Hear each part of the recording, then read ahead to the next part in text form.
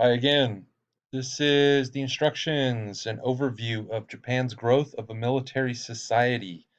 I wanted to take a moment, give you guys a little bit of insight and further explanation into what you're going to be doing with this assignment. First things first, as always, open up this Cornell Notes template. Many of you guys are running into issues in terms of thinking, I can't type on this. Don't fret, watch. Go over here to more actions. Open in new window. You must open with Google Docs.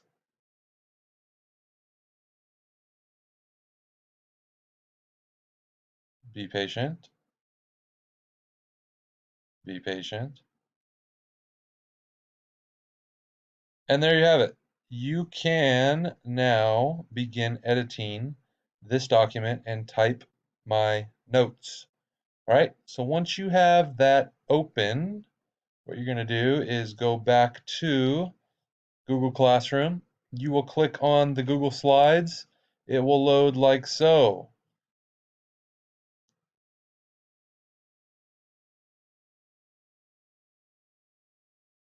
Again, be patient. All right, as we get started, you are going to want to watch this video. It's going to give you a little introduction into the samurai soldiers and what they are all about, the culture behind it, things of that nature. As we keep going, I just want you to know a little bit of background information related to the militaristic style or culture of the Japanese. By the late 1100s, the Heian was the great center of Japanese art and literature, as we learned about previously. Powerful nobles fought each other over, yes, you guessed it, territory, land, resources. Rebels fought against imperial officials. The fighting destroyed land, made it difficult for peasants to grow food. Meanwhile, Japan's rulers were so focused on courtly life, meaning the hierarchical, top shelf type of lifestyle, they didn't even notice many problems growing in their country. There was then the rise of the samurai. With the emperor distracted by life in his court, Japan's large landowners, or daimyo, decided that they needed to protect their own lands. They hired samurais, or trained professional warriors. Again, samurais are professional warriors. They are trained. They are warriors. They are like militaristic soldiers. The samurai referred to the daimyo in which he protected as his lord. What you are going to do here is uh, draw a red arrow to the daimyo and a yellow arrow pointing to the samurai. Which one do you think is which? Who's this guy? Who's this guy? Who's who? The word samurai, if you did your warm up number 14, you should already know this, but is the Japanese word for to serve every samurai, from the weakest soldier to the most powerful warrior, who's supposed to serve his lord. They are loyal, loyal soldiers. An army of samurai was expensive to support. Few lords could afford to buy armor and weapons for their warriors. As a result, lords paid their samurai with land or food, usually that of rice. Only the most powerful samurai got land for their services.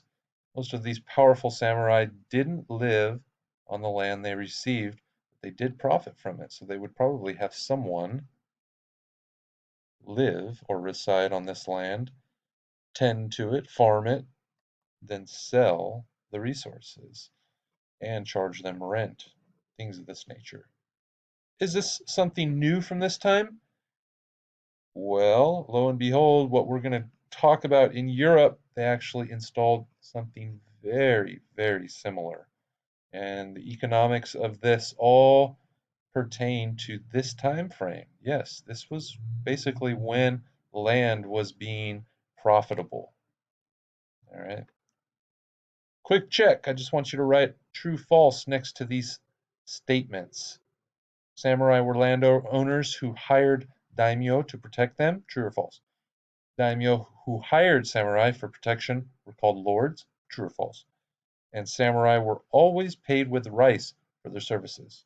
True or false? Shoguns ruled Japan.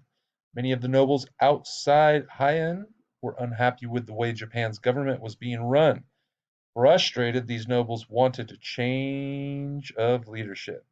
Eventually, a few very strong noble clans decided to take power for themselves. Because many emperors, such as this one right here, the very powerful army that he had, because the emperor was still busy in Heian, the leader of the Minamoto clan was the most powerful man in Japan. He decided to take over ruling the country. He didn't, however, want to get rid of the emperor. He kept the emperor as a figurehead. Explain to me what a figurehead is. And again, if you're just really, really not sure what a figurehead is, look it up, please. Google that. A figurehead is a person who appears to rule even though real power rests with someone else, as a samurai. Excuse me, as a samurai, the Minamoto leader was supposed to be loyal to the emperor, but he decided to rule in the emperor's place. In 1192, he took the title shogun, a general who ruled Japan in the emperor's name. When he died, he passed his title and power on to one of his children. For about the next 700 years, one shogun would rule in Japan. So it was constantly a family lineage passed on and on and on. All right, here's where you are going to start compiling this information into your Cornell notes. For the emperor, again, the emperor was the figurehead, the most powerful shogun.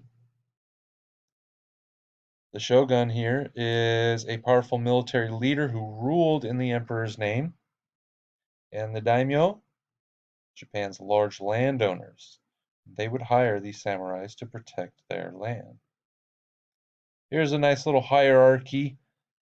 We've seen this time and time again in the different cultures, different civilizations that we've looked at. At the top, you've got the emperor.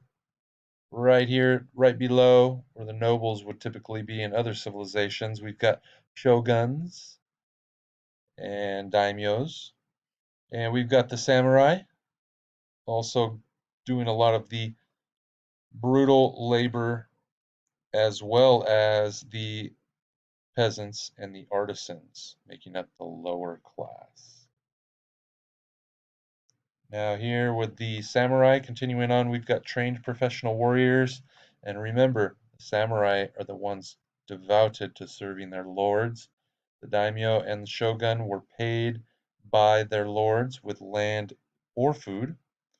And peasants, the bottom feeders. These are the largest group of people who held no power. The Bushido, under the shogun, who were military rulers, samurai warriors became more central to Japanese society. As a result, samurai enjoyed many social privileges. Common people had to treat the samurai with respect. Anyone who disrespected a samurai could be killed. At the same time, tradition placed restrictions on samurai. They couldn't attend certain types of entertainment, such as theater, which were considered beneath them. They also couldn't take part in trade or any other type of business dealings. More importantly, all samurai had to follow a strict code of rules that taught them how to behave. The samurai code of rules was known as Bushido. This name means the way of the warrior. Both men and women from samurai families had to follow Bushido rules. Bushido required samurai to be brave and honorable fighters. Both men and women of samurai families learned how to fight, though only men were the ones that went to war. Question right here. Why do you think women from samurai families were required to learn how to fight? What do you think? Why were women from samurai families required to learn how to fight? Why do you think that was? Here is a very, very interesting video. Take a look. All about the katana. Another interesting video about the real samurai sword techniques that have been practiced and preached for many years now. The samurai were expected to live simple, disciplined lives. They believed that self-discipline made them better warriors. To improve their discipline, many samurai participated in peaceful rituals that required great concentration. Some created intricate flower arrangements or grew many bonsai trees, just as the one you see here in this picture. Others held elaborate tea ceremonies. Many samurai also adopted Zen Buddhism, which stressed self-discipline and meditation. More than anything else, Bushido required a samurai to be loyal to his lord. Each samurai had to obey his master's orders without hesitation, even if it caused the samurai or his family to suffer. Obeying his lord was important to the samurai's sense of honor. Honor was the most important thing in a samurai's life. If he didn't, if he did anything to lose honor, the samurai was expected to commit suicide rather than live on with shame. Such shame might be caused by disobeying an order, losing a fight, or yes, failing to protect his lord. Very, very disciplined culture they were trying to install here. Right here on the back side of your, or the page 2 of your notes, Bushido, make sure you have that definition written down up here. And again, this is to improve self-discipline for an arrangement for a couple of different reasons. Created flower arrangements, held tea ceremonies, participated in Zen. And when you didn't abide by these, you were to essentially take your life. Again, another video to support what that process really looked like.